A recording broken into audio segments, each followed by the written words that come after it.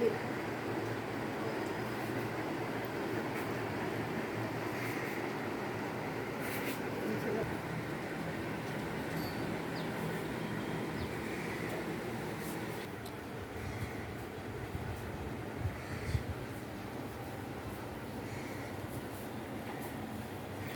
لله رب العالمين وبك نستعين والصلاة والسلام على رسوله الكريم أما بعد أعوذ بالله من الشيطان الرجيم بسم الله الرحمن الرحيم وأما بنعمة ربك فحدث صدق الله العظيم وقال الله تبارك وتعالى في موضع آخر فبأي آلاء ربكما تكذبان يا ربي صل وسلم دائما أبدا يا ربي صل وسلم دائما أبدا على حبيبك خير الخلق كلهم جشن آزادی منائے یوم آزادی ہے آج جشن آزادی منائے یوم آزادی ہے آج گیت پھر الفت کے گائیں یوم آزادی ہے آج گلشنوں سے کاٹ ڈالے نفرتوں کا ہر شجر گلشنوں سے کاٹ ڈالے نفرتوں کا ہر شجر رنجش دل سے مٹائے یوم آزادی ہے آج محترم حضرات عزیز طالبات و معلمات آج یوم آزادی کے اس تقریب کے موقع پر جامعہ ام سلمہ رضی اللہ عنہا کے زیر اہتمام یہ تقریب منعقد کیا گیا ہے جس میں جامعہ ام سلمہ کی ہونہار طالبات مختلف قسم کے پروگرامات پیش کیے جو بہت ہی دلچسپ اور حسین تھا خوشی اور مسرت ہوتی ہے کہ قوم و ملت کی ہونہار طالبات اپنے جوہر کو اس موقع پر دکھاتی ہیں یوم آزادی کے موقع پر میں آپ حضرات کے سامنے یہ بات باور کرانے کی کوشش کر رہا ہوں کہ یوم آزادی حقیقت میں 2 صدیوں پر انگریزوں نے اس ہندوستان پر قبضہ کر لیا تھا اور قبضہ کرنے کے بعد حالانکہ وہ ایک تجارتی کمپنی ایسٹ انڈیا کمپنی کے نام سے کلکتہ کے اندر تجارت کرنے کی غرض سے ہندوستان آیا تھا لیکن دھیرے دھیرے رفتہ پورے ہندوستان پر قبضہ کر لیا اور قبضہ کرنے کے بعد ظلم و ستم کے پہاڑ اس ہندوستان کے باشندوں پر خواہ ہندو ہو یا مسلم سکھ ہو یا عیسائی یا جس بھی طبقہ کے لوگ ہوں اس پر ظلم و زیادتی کرنا شروع کر دیا حتیٰ کہ مسلموں کی مسجدوں کو مسمار کرنا شروع کیا ان کے مدرسوں کو مسمار کرنا شروع کیا قرآن کو جلانا شروع کر دیا سکھ کے گرجا گھروں کو توڑنا شروع کر دیا اور غیر مسلموں کی مندروں کو بھی توڑنا شروع کر دیا اس ظلم و زیادتی کی وجہ سے ہندوستان کے سارے باشندہ مل کر کے اور اس میں آگے رہنے والے جو قوم تھی اس قوم کو ہم اور آپ مسلم قوم کے نام سے جانتے ہیں جنہوں نے سارے ہندوستانیوں کے دل میں ایک ولولہ پیدا کرنے کا جوش پیدا کرنے کا تقریریں کی اور لوگوں کو سمجھایا کہ ہندوستان سے انگریزوں کو بھگانے کی کوشش کی جائے چنانچہ سارے لوگوں نے مل کر کے جس کی قیادت حقیقت میں قوم مسلم نے کی ہے اور اس کے ساتھ ساتھ مل کر کے ہمارے برادران وطن نے بھی کی ہے۔ اس میں سب سے زیادہ کردار جو نمایاں ہے اس میں علماء کرام کا ہے۔ تاریخ اس بات پر شہادت ہے، تاریخ کے اوراق اس بات کی شہادت دیتی ہے کہ چاندنی چوک سے لے کر کے دلی کے قلعہ لال قلعہ کے تک جتنے درخت تھے ان تمام درختوں پر ناپاک جانور کے کھال میں ہندوستان کے علماء کرام کی لاش کو رکھ کر کے اور ان کو شہادت جام شہادت پینا پڑا تھا۔ ایک دو نہیں، ہزاروں علماء کرام کی شہادتیں ہوئی اور اس میں عام مسلموں نے ان کی قیادت کی ہے۔ لہذا اس بات کی ضرورت ہے کہ ہمیں اپنی تاریخ کو یاد کرنی چاہیے۔ عام طور سے تاریخ بیان کرنے والے ہمارے مولانا احمد حسین مدنی کو بھول جاتے ہیں، مولانا اشفاق اللہ کو بھول جاتے ہیں، محمد علی شوکت کو بھول جاتے ہیں۔ برادران وطن کی تاریخ کو بیان کیا جاتا ہے لیکن ہماری تاریخ کو مسمار کیا جاتا ہے، ہماری تاریخ کو فراموش کیا جاتا ہے، بھلا دیا جاتا ہے۔ لہٰذا اس بات کی ضرورت ہے کہ ہم طالبات اپنے وطن کی تاریخ کو پڑھیں اور یاد رکھیں کہ وطن کو آزاد کرانے میں کتنی قربانیاں پیش کی ہیں۔ وہ قربانیاں پیش کرنے میں مسلم قوم اور مسلم قوم کے رہنما علماء کرام زیادہ ہیں اور اس کے ساتھ ساتھ برادران وطن نے بھی مل کر کے اس ہندوستان کو آزاد کرانے کی سعی اور کوششیں کی ہیں۔ لیکن یاد رکھنے کی بات ہے کہ ہمیں اور آپ کو یہ جو جامعہ ام سلمہ کی جو طالبات آج پروگرام پیش کیے ہیں ان کو اس بات کو یاد رکھنی چاہیے کہ علماء کرام یا جس طبقے سے بھی جنگ آزادی میں لوگوں نے حصہ لیا اس میں عورتیں پیچھے نہیں ہیں۔ جس طریقے سے مرد اپنی مردانگی کو دکھایا ہے اسی طریقے سے عورتیں بھی،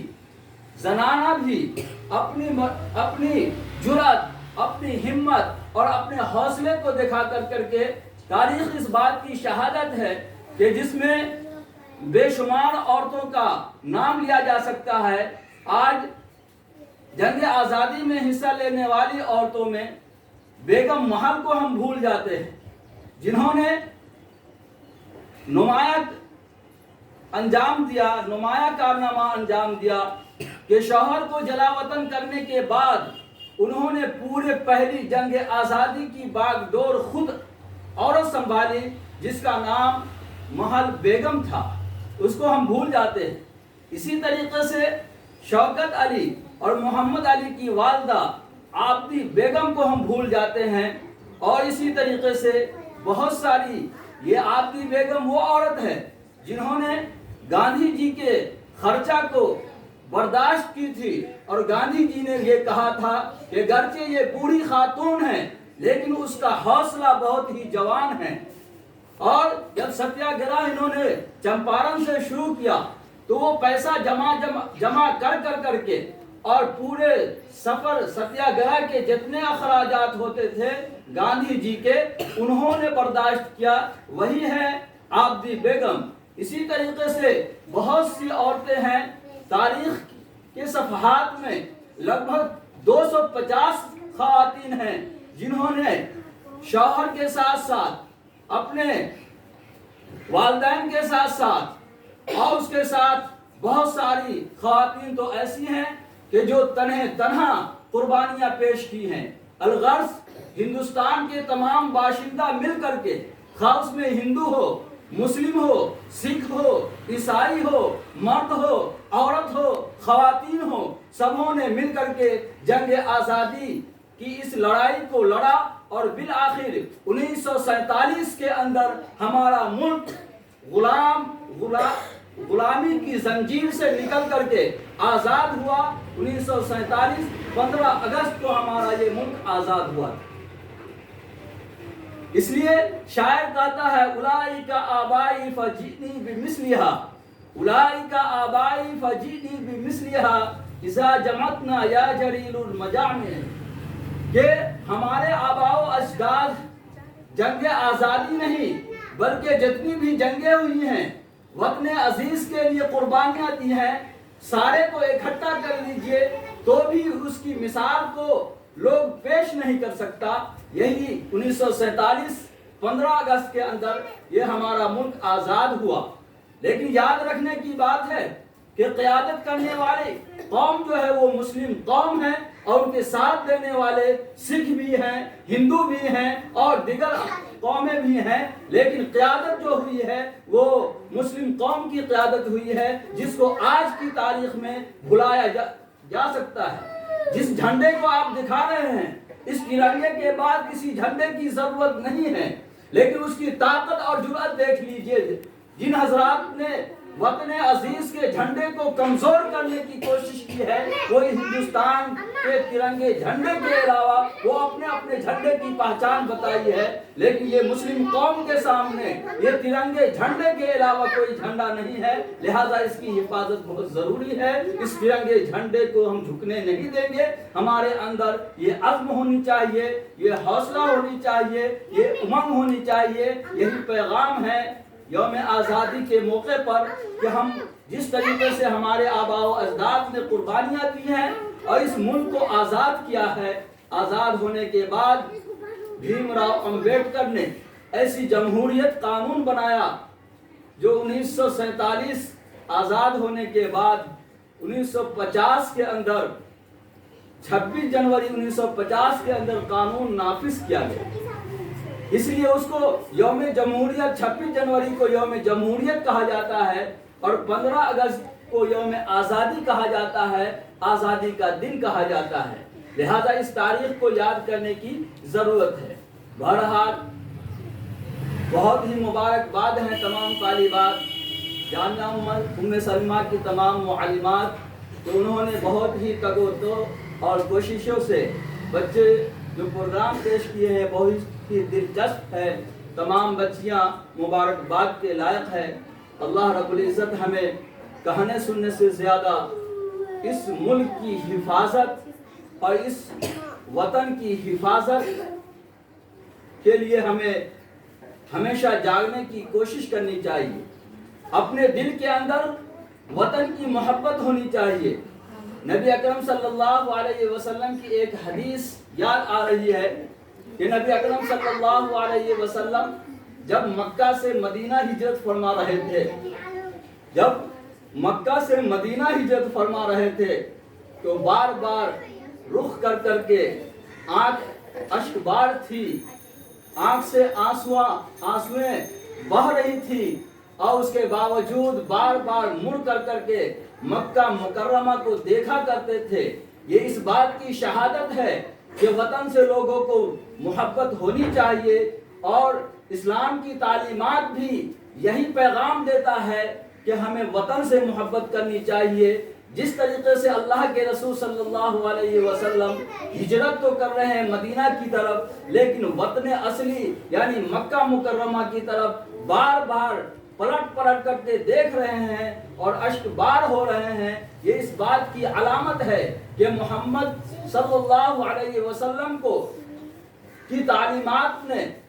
ये पैगाम दिया है कि अपने वतन से मोहब्बत होनी चाहिए। लिहाजा तमाम तालिबात और तमाम कौम व मिल्लत से गुजारिश है कि अपने वतन से मोहब्बत करनी चाहिए, अपने वतन के लिए निछावर करने के लिए, कुर्बानी देने के लिए हमेशा तैयार होनी चाहिए। अपना वतन का जो झंडा है वो कभी निस्मार ना हो पाए, उस झंडे को बदनाम ना कोई कर पाए और उस झंडे के तहत हम अपनी जिंदगी गुजार सके। और जो कानून यौम जमहूरियत के दिन जो नाफिज हुआ था, उस कानून के मुताबिक हम जमहूरी कानून के मुताबिक अपनी शरीयत पर अमल करते हुए, अपने दीन पर अमल करते हुए जिंदगी गुजारे। सबको आज़ादी है कि अपने शरीयत के मुताबिक जिंदगी गुजारे, लेकिन उसके दिल के अंदर वतन की मोहब्बत होनी चाहिए, वतन से अकीदा होनी चाहिए और वतन से प्यार होनी चाहिए। यही इस बात का سبق ہے آج کا کہ آپ حضرات اس کو یاد رکھیے گا اور وطن کی محبت کو اپنے دل کے اندر پیوست کر کے رکھیے گا تاکہ ہمارا وطن بدنام نہ ہو سکے، ہمارا وطن کہیں بھی کمزور نہ ہو سکے۔ لیکن اس بات کی شہادت یہ یاد رکھنی چاہیے خواتین کہ جس طریقے سے جنگ آزادی کے اندر عورتوں نے قربانی دی ہے تو ہم بھی اسی کی جنس سے ہیں،